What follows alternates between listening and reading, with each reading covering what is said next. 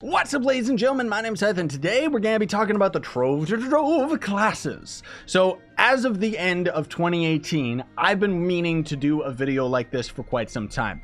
We're going to be running through all of the different classes. I'm going to give you a basic rundown of how you're actually going to play these characters at, even to the medium, to the end game, how they're all going to end up operating in U9, elemental worlds, and give you my opinion of how they end up all operating in U10. Now, obviously, we're not going to have all of these characters working in U10 because obviously I don't have enough light on all of these characters, but I also want to give you a bit of a rundown as far as the gear that you're going to be going for on all of the characters, how they operate in Shadow Towers, and I will do a video talking about the top classes in Trove.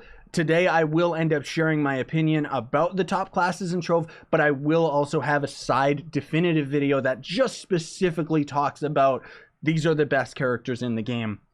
But obviously, today's video is most of all going to focus on all of them. And first and foremost, I recommend that if you're playing Trove and if you're wondering which character is the absolute best in the game, which one should I main, you should always main the character that you have the most fun playing. Because if you don't do that, honestly, you're gonna end up getting bored. For the longest time, I was maining the Neon Ninja just because he was the fastest farmer for U9 and Primal Worlds and stuff like that. Even though, in all honesty, Shadowhunter is still one of my favorite characters, but he's just not as powerful as somebody like the Neon Ninja or even the Vanguard or Dino Tamer now. So I ended up swapping off of him. And my point being is, it got pretty boring playing a character that I didn't really fully enjoy, especially because with the Neon Ninja, you're going to be backflipping like a freak, but we'll talk about that as we get to it. So first and foremost, let's get to the Knight. One of the most useful characters just because of his subclass ability alone, because the subclass ability of the Knight is going to end up increasing for every 5,000 power rank that you end up getting on this character. However, with the recent update of U10, I want to point out that no character in the game is going to have their subclass ability affected by 30,000 power rank for some dumb reason. Devs seem to have overlooked it. But the big reason why I say that this is one of the best subclass abilities in the game is because not only are you going to end up getting extra flash capacity, it's also going to end up increasing your mount movement speed. So even on this mount right here, I'm rocking 120 movement speed just by hanging out on this guy. And in a lot of cases, that'll end up outrunning most people when I'm farming. Now, talking about the character itself, most of all, you're just going to be going into dungeons and fighting as you would expect. He's going to end up being kind of a defensive character, or at least the devs or the game kind of implies that he's a defensive character, but not really. Your number one is, of course, mine's going to be different now that I have the class gem ability, but your number one is going to be pretty good for mobility, because it's just going to be a straight dash, and it's going to be one of the first abilities that you can end up getting. Now, the way that this character also operates is as you end up doing damage to enemies, eventually your sword will end up glowing a certain hue, right? And as it does, if I can ever get it to trigger, but it doesn't seem to be doing it for some weird reason, if you ever get it to trigger, you can end up just doing a free right-click full cast. Because your right click itself, if you end up just doing it normally without having that charge, it's not going to do as much damage. And that's pretty much going to be your primary way of fighting until you end up getting 5,000 power rank and getting your class gem ability. Now, just to give a quick rundown of how Trove is going to operate for all of the characters right now is basically the way that the progression is going to work. And I'm going to have another video talking about this specifically as well, is you're going to want to try and rush as much power rank as you can off of all the gems and all the gear that you end up finding, because you want to get to U8 as quickly as possible, because U8 is not only going to be where you end up finding your class gem ability, which is going to change a lot of the characters single-handedly from being very bad to very, very good, but more so than that, you're going to have access to U8. Now, this update, of course, is not out yet on consoles. It doesn't mean that this does not apply to you console players out there. The update is going to end up hitting somewhere halfway through January of 2019 to early February of 2019. And the big reason why you want to rush that 5k PR is you're going to be able to enter U8. Now, this is the thing that ends up confusing a lot of people, but Crystal Gear is going to be the new gear in the game. It goes from Crystal 1, which it just calls itself just normal Crystal face. If you look at the gear right up there, it just says Crystal Level 2 face. So you can't actually level up the gear to Crystal 2 or Crystal 3. It just has to be found as a rare drop in the game, all right? So Crystal 1s are unaffected by Magic Find. As far as the devs have said, you can get all tiers of crystal gear with 0 magic find, but having more magic find obviously is going to make the items more common. Now, the reason this is relevant information is because up to this point, stellar gear served a purpose, but stellar gear is practically useless right now. If you end up getting it as a drop, good on you, because you can loot collect it and get pearls off of it to augment your gear and augment your crystal gear. Because in all honesty, folks, even though crystal gear is untradeable, it's fairly common to get even when you end up getting to U8. So you're going to want to get to U8, get your classroom ability, go and get your crystal set. You can just get crystal 1, maybe crystal 2. I wouldn't recommend going for crystal 3 because even for somebody like myself at the end game, it's extremely difficult to get a full set of crystal 3. It's just so super duper rare. And then you end up augmenting that and leveling that up, and it's essentially going to end up being stronger than stellar gear, not only giving you more attack speed, but also giving you more movement speed.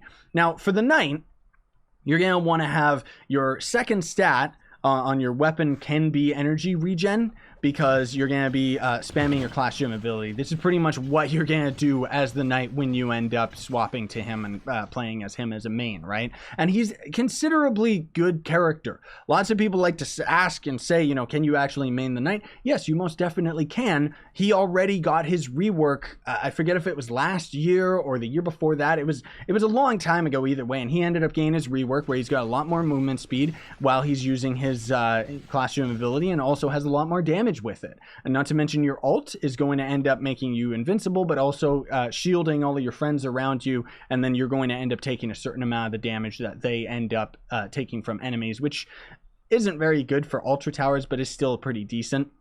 Now with crystal gear, just to get this out of the way, the second stat is still going to end up being on this set of gear. Just pretend that the light stat, which technically is the second, pretend that that doesn't exist.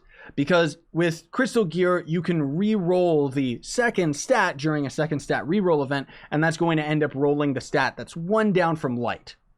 Okay, hopefully this is all making sense to you. But you're going to be wanting to go for a movement speed build because you don't need attack speed, because your number 1 is just limited by the the amount of times that you end up pressing the ability, and movement speed is pretty much required for any character at the game that is going to be going through normal adventure worlds. Now, what you can do to make your character a little bit stronger for Shadow Towers is you could end up going for crit damage as your 4th stat. You just roll it off of some of your gear so that you end up having that, or you can do what I did here, which might be a little bit blurry because of my I blur out the chat in my videos, you know, but I actually have second stat as movement speed, and my 4th stat is crit damage, because honestly you can go ahead and have that. I just have a physical stability ring. Honestly, the best ring you can probably go for is a stellar 5 ring that has physical damage and magic find. This is pretty much going to apply to all characters except for a few that might not end up having enough crit hit. For your ally, you're just going for Raptor Berserker, and then for the flask and emblem and stuff like that, it's entirely up to you at this point, because Death Defying is not entirely useful, or not entirely useful, but it's not entirely required anymore now that we have the Vampiric, Empowered Gem ability from the Cosmic Gems, which is very, very good for staying alive, especially for some of the characters that have more attack speed. You're going to want to use the Martial Emblem for sure. You can probably swap that off to, something else if you're doing enough damage in, say, U9, but U10 you will always want to have that for sure. I don't know why I even have Chromatic, probably because I was trying to use this guy's ult. You're going to want to use Trailblazing for your movement speed characters. You can always use Unyielding when you're in Shadow Towers to give you a little bit more survivability. And I know that we're, already almost 10 minutes into just talking about the Knight. We're going to be able to skip over a lot of the other characters because they all end up having the exact same build. That's one thing I'll say about Trove. It's extremely simple. You pretty much just build every character towards DPS. So as I end up covering all of this now, we'll be able to kind of just skip over all the other characters. So I still think it's important that you watch this segment of the video rather than skipping to the timestamps of the other characters that you enjoy. But that said, you can definitely main the Knight for normal, Uber worlds.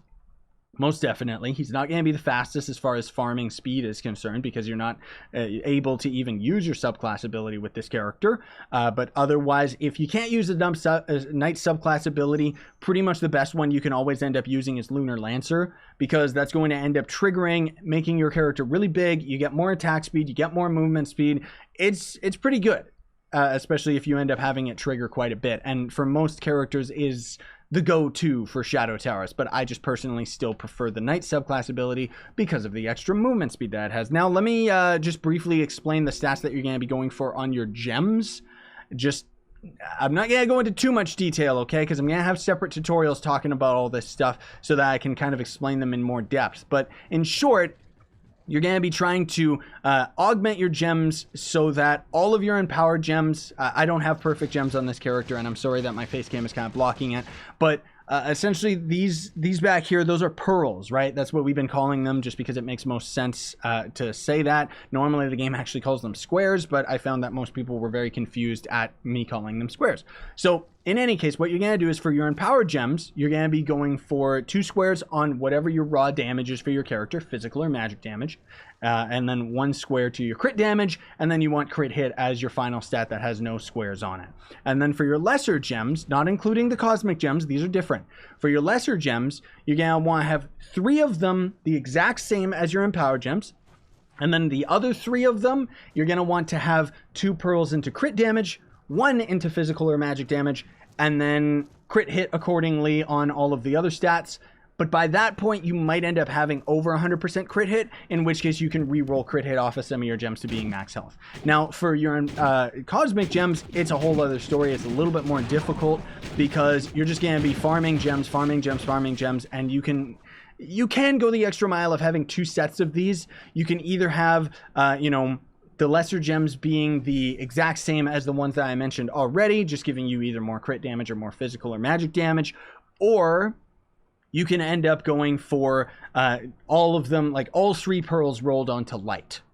This is the ideal, which is very difficult to attain, so don't bother with it if you're not, if you're not confident enough in it, because it does take quite a lot of random number generation to do so, because you gotta get Binding Darkness, you gotta contain Chaos Sparks to reroll the augmented stats in the first place, and then you gotta forge those stats into a fusion item, because you can't actually re-roll the light stat on any of your gems. You have to just randomly swap one of the pearls to one of the error stats on the gem randomly. It's completely random, and hope that it just ends up rolling all of them onto the light stat. Okay? Okay. And then Vampiric is going to be pretty much the go-to empowered cosmic gem you want on almost all your characters, except for like Gunslinger and stuff, because this is going to end up giving you more movement speed, not to mention you're going to get that much needed survivability. Okay, let's hop back into U9, and now, now that we've got all that out of the way, we can start skimming over a lot of the classes, and I'll just kind of give you my honest feedback about them, and whether you should main them and whether their builds are a little bit different. I mean, generally speaking, this is going to be how you build your characters in Trove. You can tweak it a little bit, but I don't want to spend our entire day talking about like the different builds that you can end up using on your characters, because there's pretty much just 2. There's pretty much going to be the damage build, and then there's the speed build, which you end up just swapping your Death Defying, which I just like using Death Defying. You can swap that to Conjurer's Crucible Vial, because that's going to end up refilling your flask every time Magic Find triggers, so you can use that to end up giving yourself that much more flasks while you're out farming, but it does mean that you gotta trigger the flasks all the time. I like using Death Defying because I'm lazy and everything pretty much one-shots you in the entire game anyways. Vial of Unleashed Power is another one that you can go for. You can kind of go for Vampiric, but for the most part, the only flask you're gonna want in the game is Death Defying, Vial of Unleashed Power, and Conjurer's Vial. That's pretty much it. The other ones do have their uses, but generally not very much.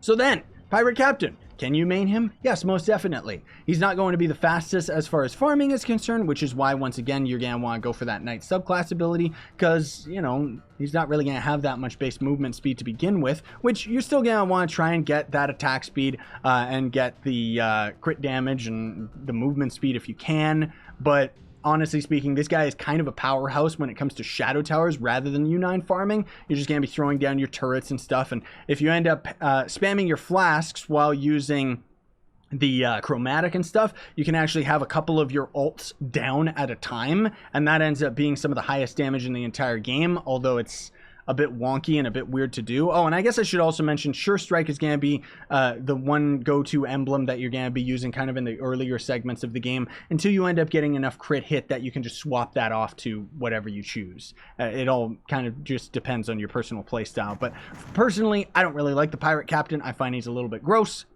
And then I guess I should also mention that the go-to allies out of the entire game is pretty much just going to end up being the Treasure Isles ones. So you're going to want to go for Prowling Shadow. He's a good one. Samantha is pretty much the exact same thing.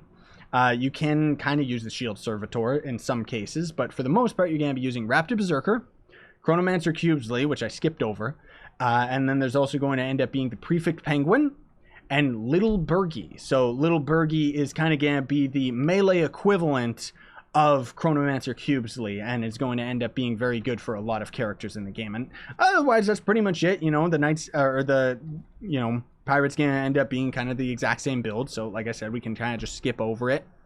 If you have any questions, leave them in the comments. We got a great community. People can end up answering these questions fairly easily because honestly, once again, this game is not very complicated. But he's going to end up being a pretty good character, and honestly is a character you can definitely end up maining, especially for Shadow Towers, I would say, over just U9 farming or U10 farming. Unless you just want to have that crazy output of damage, he could end up being pretty good for U10, but I haven't really seen that many pirates out there. Ice Sage, this is a secret champion. Ice Sage already got its rework, and because of it is very, very different than the original planned version of this character. So originally, your #1 ability would actually be your shield, which now it's actually just your freeze. This character is extremely useful in Shadow Towers because you can pretty much spam your freeze at the time that the enemies end up coming out of it, making survivability really, really good. But then on top of it, you're going to end up having a lot of damage just from your normal ability. Your Class Gem ability is going to trigger on every so often. One of your attacks eventually is going to end up doing that AoE that you saw on that one enemy, and that's going to damage all the enemies around it, which is very, very powerful because it gives you a lot of AoE crowd control for this guy. And then your ultimate ability is going to shoot you up to max attack speed, and you're just going to end up spamming your left click pretty much the entire time. When you're outside of your ult, your main attack is still going to end up being kind of your primary attack, but you can end up just spamming your icicles if you want to have more AoE crowd control. Pretty much the rule of thumb is that this is going to end up giving you the AoE, while this is going to end up doing more damage just for a single target. So, yeah. But you can definitely use Ice Sage for U9 to U10 farming and stuff like that. It's not really going to be the fastest anymore. The way that the Ice Sage used to be one of the top farmers was because when your shield was up, you actually had quite a bit of movement speed. And you can still do this, for sure.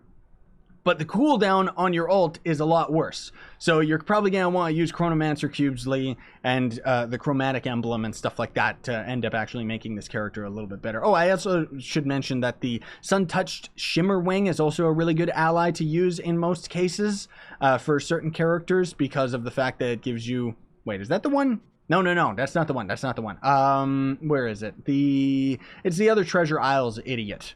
The fire one, the Feisty Flame Dancer, because it gives you max energy regen, but also damaging enemies has a chance to spawn a healing energy regenerating flower, which is okay, but it's just going to be pretty much those primary allies that you're going to want to use depending on the certain character. Now, as far as Shadow Towers are concerned, you can most definitely use this character for U9 and U10 farming. Yeah, you got the mobility to do so, but I would still recommend using this character for Shadow Towers. You can compete fairly well with the Gunslinger with this character, and I would actually recommend for your Cosmic Gem to use the Zerk one, the Berserk Battler. That's going to give you more attack speed, and it's going to end up stacking as you're attacking enemies, which makes this very, very good for just the fact that when you're outside of your ult, you're going to have a lot more attack speed. Of course, again, when you have your ult, you're going to be at max attack speed, which the max attack speed cap is going to be at 300%. So even though your attack speed goes to like over 1,000% with your ultimate, that's just for show. You only go up to 300% attack speed, and then anything over that is just numbers for looks. It doesn't actually affect your character or anything like that. So, yeah. Shadowhunter is kind of an unsung champion of the game. One of my favorite characters, most of all because he's almost unplayably bad until you end up getting your Class Gem ability, which changes your basic attack into a machine gun. Yeah, so get this character's Class Gem ability, and until then, he's gonna absolutely suck. Your #1 throws down, you know, stunning traps, which is still fairly good, especially for Shadow Towers. And then your ultimate ability, though very, very powerful, very, very unreliable. The devs have since they have never made any adjustments to the ability, as far as I can tell, to end up fixing its hit detection, because when the ability lands a hit, bam, it does like max damage in the game.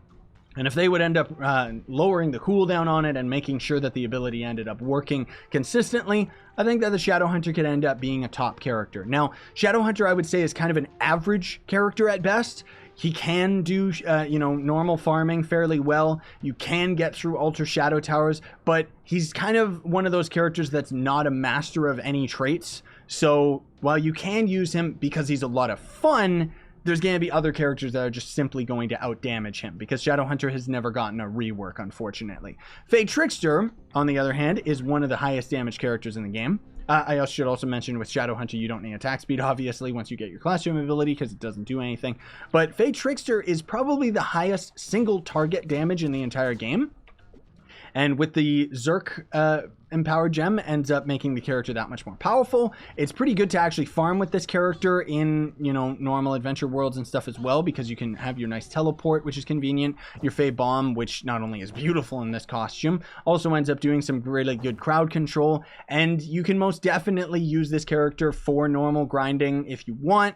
Get some movement speed on the character, get some attack speed on the character, but more importantly, use it in Shadow Towers. Now, that said, Fey Trickster is very, very good for Titan bosses themselves, but kind of falls short when it comes to crowd control and area of effect abilities, because of the fact that you're just going to end up attacking one enemy and it's going to end up doing a lot of damage to that enemy. But as soon as you end up getting overwhelmed, I mean, there's not really any way to pick and choose your target as the Fey Trickster. So that's where you kind of combine your character with other characters. Your classroom abilities is just going to change this little guy, your duplicate, doppelganger. It's going to aggro towards enemies and then explode on them, as far as I remember. No, I think they actually... Didn't they change that? Yeah. Wait, did they? Because Echo Blast requires additional hit of damage to remove the bonus only once... Okay. Yeah, so essentially all that does is just... I forgot, they changed the classroom ability for this guy. It's been a long time since I played Fey. Basically, your passive is that as you end up not taking damage for a set amount of time, you're going to end up doing that much more damage.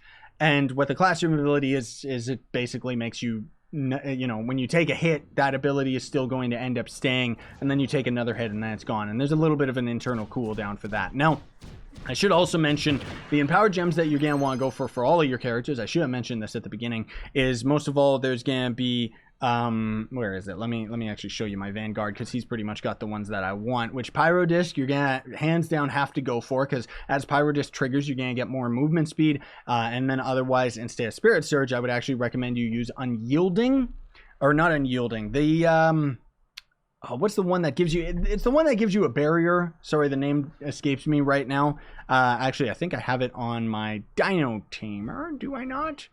Explosive Epilogue is a really good one as well. Where is it, dude? Like, let me just... Jeez Louise, do I have it on? Cubic Curtain, that's it. Man alive. Cubic Curtain's going to give you a lot of survivability as far as Shadow Tower is concerned, so I'd recommend that you go for that as the other just normal basic empowered gems. Then we got Candy Barb. This character is a huge heavy hitter. Very good for not only farming, but also fairly good for Shadow Towers. Most of all, just because of his utility. You're not really going to be doing that much damage and fighting enemies fairly well in Shadow Towers when you're using this guy. Most of all, you're there to help everybody else, because your classroom ability is going to pull enemies in. Very good if you got the survivability and you got all those tanky abilities. And then your ultimate ability is going to end up giving attack speed to everyone in the immediate area. So what most people end up doing for Purple Name in Shadow Towers by getting top on the leaderboard is they'll just have one Candy Barbarian and then everybody else is Gunslinger. They time it accordingly so that the Candy Barb uses his ult, gives all of them attack speed, and then they just shred Daughter of the Moon. That's what I've heard that they do. I honestly don't care. But my point being is that's pretty much the strongest way that you can end up fighting in the game, because Gunslinger still just takes the cake as being the strongest for Shadow Towers. Now, if you're just doing normal farming with this guy, I would recommend you don't get your classroom ability, because you're going to be able to do your number one as a proper hop, and that's fairly good for mobility on this character, and you can end up getting some pretty decent movement speed as well. Candy Barb is one of the few characters that starts with a basic higher damage than most, so you're going to end up doing pretty good. Neon Ninja, he's going to end up being pretty much the fastest farmer in the game, most of all because you're going to go for all that movement speed on your abilities, energy regen. I like to have on your sword just because it's going to give you that much extra, you know, you're going to be draining your energy a lot when you're backflipping as this guy, especially as you're jumping a lot with this guy, and then otherwise you want attack speed as well. So your backflip is pretty much going to give you a little bit of an extra boost to your movement speed. This topped with Trailblazing and Pyromancer and all of the air movement abilities all triggering, you're going to end up just flying past everybody. Now, the trick is that you got to play this guy backwards because your backflip is going to move you backwards a little bit, and that's pretty much what you're going to end up doing to end up moving. Now, the other thing too is depending on the area that you're playing in, you're going to be jumping a lot, which means that you're not going to have your energy regenning that much, so you are going to have to take breaks every now and then so that you don't end up, you know, so that you can end up regenning. But one of the tricks that I always use whenever I'm using the rage speed build is you just backflip while you're on the ground, because while you're on the ground, you're going to end up having your energy regenerating right then and there. And you essentially are going to have infinite energy. You can also do that when you're going through oceans and other biomes and stuff like that, depending if you're going to end up bumping into a lot of walls, like something like this. And when you get your classroom ability, it does pretty good damage for the Neon Ninja. You pretty much have to tag an enemy 3 times, then you backflip and throw your shuriken, and it's going to phase through the enemies. It was one of the strongest attacks in the entire game. Was actually very, very useful in Shadow Towers, but they ended up changing the way that Cursed Skulls work a long time ago, and you used to be able to just build up your rings on the Cursed Skull so that you could essentially play the Neon Ninja as a ranged character. You can't do that anymore, and because of that, he's a lot less useful in Shadow Towers. However, he still is a powerhouse as far as damage is concerned, and is definitely a high contender for just normal farming and stuff like that. Gunslinger, you can use this character for normal farming because of the high amount of damage that you're going to have. You're going to make U10 look like an absolute joke. However, this character shines the most in Shadow Towers because your classroom ability is going to change it so that when you use your ultimate ability, your right-click charge shot is going to end up being your basic attack. And, I mean, when you end up using your ult, that's just absolutely... it's just insane, the amount of damage it does. You're going to want to use the Lunar Lancer ability, and then have everything that you can to end up giving you that extra amount of attack speed, not only on your gear, but also the Berserk Emblem, or Berserk and Power Gem, and it's just going to end up making it that much more powerful when you end up having all of that trigger in Shadow Towers. You can seriously be a force to be reckoned with, which kind of sucks, in all honesty, because basically what they were trying to do was they were trying to build up all of the characters. Every time a character had a rework, it was like the Gunslinger was way up here, and they were bringing all the characters slowly up to the Gunslinger's amount of power. Gunslinger always kind of stayed at the top, but a lot of the characters were pretty close to it. Ice Sage, more specifically, was a pretty good rework where it ended up staying pretty high damage and fairly close to the Gunslinger. But then they ended up adding this Berserk and Power Gem, and now suddenly Gunslinger's just top again without question, because of course attack speed is going to affect the Gunslinger more than it affects any of the other characters. So it's not going to end up being that good for a Shadowhunter, for example, that is completely unaffected by it, or even Draco, which is completely unaffected by it. Now, Draco is a character that you can most definitely main. Fairly good for normal Uber worlds as well as Shadow Towers. I have other videos that talk about these characters more specifically, so that we don't, you know, so that I don't necessarily have to be skimming over it. But with Draco, you can most definitely end up maining him. He's also very, very good for Primal Fire worlds, because as you end up touching the lava in these worlds, you're going to end up getting that increased movement speed, you know, from touching fire, so it ends up making him that much more of a speed farmer. Your Class Gem ability already got its rework sometime, was it last year or already 2 years ago now? Jeez Louise. But essentially it's going to be that your bombs are going to guaranteed drop themselves a little Draco baby. It used to be random whether it would drop a Draco baby, but now that it's guaranteed, it actually threw this guy over the roof. He's still one of my favorite as far as Shadow Tower is concerned, just because the survivability of this character is insane. You're very tanky naturally. Not only that, but when you trigger your ult, you have that much more health. But on top of that, having your babies spawn all the time means that enemies are going to be preoccupied with it. Not to mention their damage is kind of just going to stack and stack and stack on top of your damage. And you can have a total of 6 of these guys at a time. So basically your end game play style is just spam bombs on cooldown. Yeah, and get movement speed on the character. You don't need attack speed, obviously, and he's just going to end up being a fairly all-around good character that you can use in normal Uber worlds, but as well as Shadow Towers, yes, most definitely. Then Boomeranger is a character that I wouldn't recommend, honestly, because although the character itself is not bad, it's got quite a bit of damage to it. You can fairly easily use this guy for normal farming. He sucks in Shadow Towers, unfortunately, because you're pretty much forced to use a bow, because otherwise you don't have that much damage to the character, and you don't have any survivability in Shadow Towers. If you're using your melee attack, it's generally very slow and doesn't do much. But if you end up going in Shadow Towers and using your bow, the whole thing is, it's like, why wouldn't you just use another character that ends up doing more overall damage instead of using the Boomeranger? But on top of it, the big reason why I don't recommend this guy for normal farming is because the devs never removed the knockback from this guy, so a lot of your abilities will just have bosses fly off into the distance, and in most cases it's very, very annoying because you'll be on a tower of a dungeon, throw the boss off, and then if you want to go and fight the boss, you can, but you're not going to be close enough to the dungeon in order to end up getting credit, and it just ends up making it a whole lot of a mess. Yeah, it's not really that good. However, this character's got a pretty good dodge animation. There's two different dodge animations. There's characters like this, where you can roll and then keep moving. And then there's going to be characters like the Knight or Vanguard and stuff, where your dodge is literally going to stop your animation for a little bit, which does make more of a difference than you would think. Your class gem ability is going to change it so that when you throw down your bombs, it's going to drop chickens, which used to actually be fairly powerful, and then they nerfed it like crazy. And when I say used to, I mean years ago when it first was implemented, it was pretty good. Tomb Raiser, a little too slow for my liking. Another character I wouldn't recommend. Again, play the characters that you enjoy, guys. Most of all, I'm just talking about them in terms of the scale of how do they operate compared to the other characters in this game. Tomb Raiser is one of those characters where he's got a decent amount of damage, sure, but he's very, very slow to get to that damage because you gotta summon your minions, you gotta use all your abilities pretty much consistently. This little character is gonna spawn with your class gem, and he's gonna end up healing your babies, which doesn't really do that much, honestly speaking. Your ultimate is based off of the amount of minions that you have and does a decent amount of damage again, but his attacks are very, very slow to animate, and generally the character just doesn't really have that much going for him. However, you can use this character fairly effectively as a tank in Shadow Towers. The Tomb Raiser was going to be the next class that they were going to rework, but with the new dev team, honestly, who knows? They don't even know which character they're working on next, and it doesn't seem like Tomb Raiser has any plans of getting a rework yet. Who knows? Time will tell. But until the character gets a rework, he's pretty good as a tank. My point being is every time that they end up reworking a character, they pretty much force them into a DPS build, and Trove doesn't really have tanks to begin with in the first place.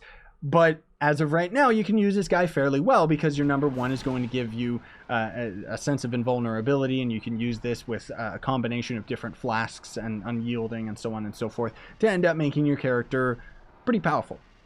The Revenant has actually gotten his rework, and he's pretty good. You can actually use him. He's got a fairly high amount of damage that you can use in the game now, most of all just because his abilities themselves scale very, very well.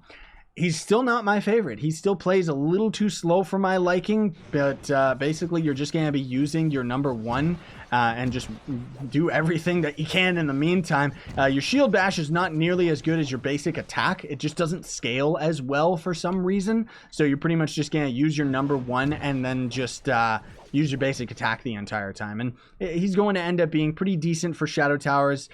He was a little bit better just because of a certain exploit. I want to point this out because lots of people were saying, main the Revenant, main the Revenant. I saw everybody talking about main the Revenant. He's the strongest in the entire game. He was not the strongest in the entire game. He still is not the strongest in the entire game. He was recommended by a lot of people because people ended up seeing others using the Revenant exploit in Shadow Towers where basically you would end up spamming your number one ability and it just would decimate all the enemies in the game just because it was like really cheaty and broken. So they've nerfed that. And now he's kind of more in the middle, not really the top as far as damage or anything like that, but you can definitely use him in Shadow Towers, and you can use him in Uber Worlds effectively. Lunar Lancer, he's pretty good. He sucks in Shadow Towers, I'll just openly admit that.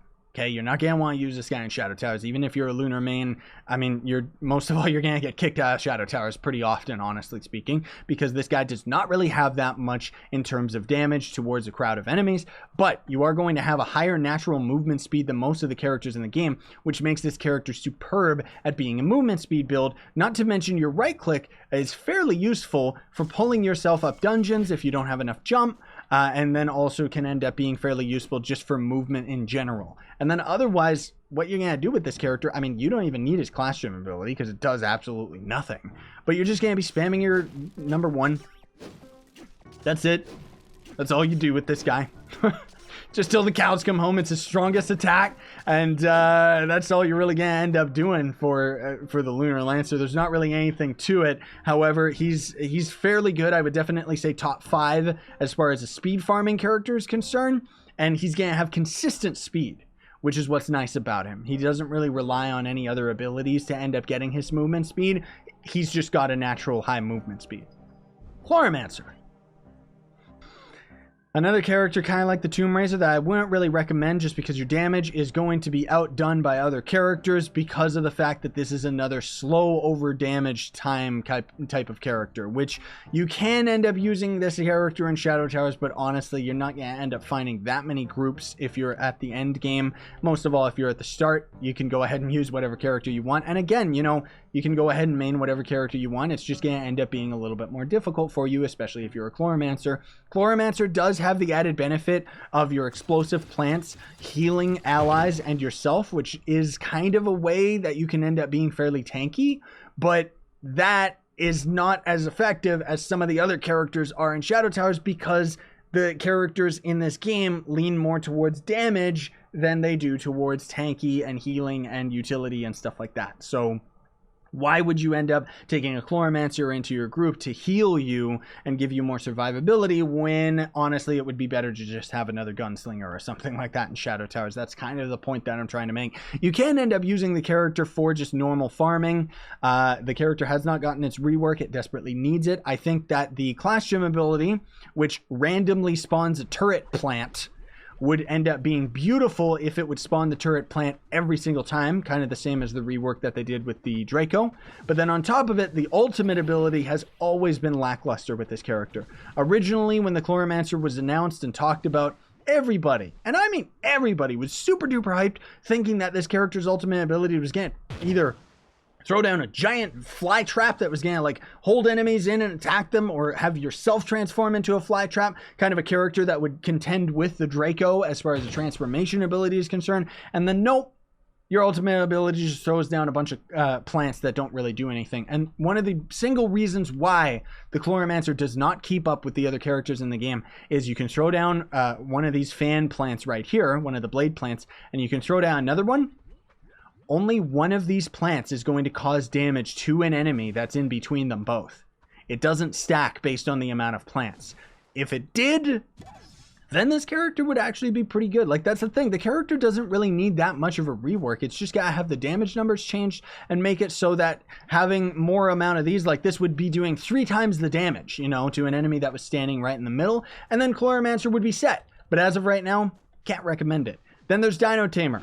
With the U10 update, this is not really going to affect console players as much yet, but keep this in mind. When the U10 update hits, Dino Tamer becomes one of the top farming classes in the entire game because movement speed will affect your ultimate ability. And you're pretty much going to have your ult trigger like almost all the time if you're playing the character correctly with your, Chronomancer Cubesley, your Chromatic Emblem, and stuff like that. And the biggest thing about this character that I love, lots of people always ask me, can I main the Dino Tamer? You always could. Dino Tamer was always a pretty good character, not only as far as just normal farming is concerned, but in Shadow Towers has some of the highest survivability in the game, just because if you get jump on this guy, you're not reliant on energy. So you can dodge and go crazy, and all you really gotta watch out for is ranged enemies in Shadow Towers. And then otherwise, you're just using your ult, throwing down your net. You don't even bother with your dino allies because they absolutely suck. And then you just use your basic attack, throw down a net, use your basic attack on the enemies, throw down your net, so on and so forth. And otherwise, you're gonna have insane amounts of movement speed. When you end up having, the maxed out crystal gear and stuff like that, you can actually get a base movement speed of, I think it's like 134. So this guy actually tops, even with a Knight subclass ability, he's going to have more movement speed. And you can see we've already got our ult up again. If we ended up popping even one flask, we would have had it on cooldown. He's a great character. He always has been. You can single-handedly solo Shadow Towers with him. It's going to be difficult, but you can do it just because of that ability to jump around is going to give you that much more survivability. And then, last but not least, one of my favorite characters in the entire game is the Vanguard, because I feel that this character, not only being the most recent character, or maybe it is because it's the most recent character added to the game, is probably the most balanced as far as characters are concerned. And I think most of all that's because the devs actually listened to our criticisms when we got to test this guy out on the test server last year. Or was it last year? Yeah, it was last year, early 2018. When the character was originally on the test server, it sucked. You had knockback like crazy and you would just push enemies around. It was hilarious, but unpractical. And no matter how many times the devs said he doesn't have any knockback, we just kept on persisting, and the players kept telling them, no, you have to remove this, also tweak these numbers, bring his range damage up a little bit more. And for my liking, his ranged mode is still not really high enough damage to compete with his melee mode and the Gunslinger. But ultimately, what you're going to be doing with this guy, this is for Shadow Towers, mind you, is you're going to swap to range mode, use all your energy. As you end up tagging enemies with your classroom ability, it's going to reduce your cooldowns. And then you're going to trigger your number 1, which is going to give you more attack speed while you're in range mode. Trigger your ult, then you're in melee mode with even more attack speed. Trigger your number 1 to give you even more damage. Spam your lasers, and he's fairly fun to play in Shadow Towers, honestly, because in order to keep his damage up, you have to be cycling between his ranged mode and melee mode consistently. Anywhere else, mind you, like just normal farming, you're pretty much just going to be using your laser to wreck any boss that's in your face. Try to use your uppercut any chance that you can get to end up lowering your cooldowns. And then otherwise, use your number 1 as often as you can, because your number 1 is going to end up giving you more movement speed. I don't have the fastest Vanguard. Right now, I'm not even using my Vanguard speed build by any means. Just look at my Vanguard Starry speed build, which is what we ended up calling it. And, you know, because I just use my Knight subclass ability for Gonda, because in U10, Gonda is pretty much the most useful mount in the entire game because of the amount of jump that you need for that area, right? But otherwise, yes, you can definitely main the Vanguard as a character that you can main in both Uber Worlds and in Shadow Towers. However, are you going to be able to get him? He's pretty difficult. And last but not least, I do want to mention, those of you that don't have the Vanguard, but you want to go out there and get him, I would actually recommend that you end up buying credit pouches so that you can end up buying the class pack that gives you him for credits, because it's going to be cheaper flux-wise to do that and less time-gated and time-consuming than it would be to end up grinding all of the resources in order to craft him yourself. Because, I don't know. It's just not really orthodox because of the amount of sentient shards that you're gonna need from in order to get this guy. That said, Luxian was pretty nice for a little while in giving us fairly consistent sentient shards, but I don't know, he hasn't really been doing it as much lately. So hopefully it's just consistently from him. I don't know. And without further ado, folks, I think that's gonna do it. I hope I ended up covering everything that you wanted me to talk about. You know, again, you can technically end up maining every character in the entire game, so play the character that you enjoy. But Trove is a very simple game at heart, which is one of the things that I love about it, which also, incidentally, is one of the things that is really bad about it, because the developers themselves try to act like this game is more complicated than it is. And because of it, I personally have found that the end game players are probably some of the most toxic people that you could ever meet in this game, because I don't know, maybe because they're mad at the fact that this game isn't complicated. It's extremely simple and not really skill-based at all. One of the jokes that I always used to mention in my older series, which I know ended up frustrating a lot of the people that feel that they've earned their place at the end game, was the fact that I always referenced that this game is not World of Warcraft. You know, like World of Warcraft is so overly complex. There's so many different builds you can end up doing. Whereas in this game, there's pretty much just 2 builds. There's just, you know, damage build and speed build. And then I guess tank build for some of the characters, but that's all there really is to it, which is a good thing because it means that the game is very easy to approach so long as you actually know what you're doing, which the game does a pretty horrible job explaining how to actually do that stuff. But anyways, folks, enough of my rambling. Hopefully you found this video helpful. Have a happy 2019. Hopefully it's a good one for you. I got lots of other remaking tutorials to end up doing on my list. Sorry that this video was so long, but I wanted to have the definitive so long to 2018 video talking about all the classes. Who's going to end up getting a rework in 2019? I don't know. Maybe none of them. Fingers crossed that we're going to end up getting some of these characters a rework. I would love to see some of the more popular ones. Lunar Lancer needs its class gem ability to end up getting a serious buff. Shadow Hunter desperately needs to have the damage numbers increased. Even Chloromancer is kind of an unsung character, an unsung hero, if you will, character that people want to main, but it's just not very good. And then otherwise, I mean, for myself, I just want my Shadow Hunter, man. I just want him to be good so that I could swap over to him, because I really like using the Shadow Hunter, even over the Vanguard, man. Vanguard's great. You know, he's right up there with the Shadow Hunter for me, but Shadow Hunter's still my favorite. In either case, thanks for watching. Very much appreciated. Don't forget to like, sub, hit that notification bell if you made it this far through the video. I'll try my best to be as descriptive as possible in the description of the video so that you don't have to watch through the entire thing. Just kind of, it's going to be very vague, I guess I should say, not, you know, not that I'm going to go into most detail, but I'll kind of just give a quick rundown of the, you know, stuff that you want to be using on certain characters, or I don't know. I'll figure out what I can do for the description. But in either case, thanks for watching. If you want to support me, you can always hit that join button down below to sponsor the YouTube channel. Buy some of the real life merch, which is in the description. Or if you don't have any money, but you still want to go that extra mile of helping me out, check the link down below to Gawkbox, which is a way that you can donate to me for absolutely free by basically playing phone games for a few minutes, earning currency, and then sending it my way. Sayonara. And stay epic, everybody.